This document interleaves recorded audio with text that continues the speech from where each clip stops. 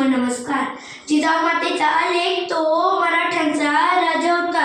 जिजाऊ मातेचा लेख तो मराठ्यांचा राजा होता. झुकला नाही कोणासमोर, मुघलांचा तो काळ होता, मुघलांचा तो काळ होता.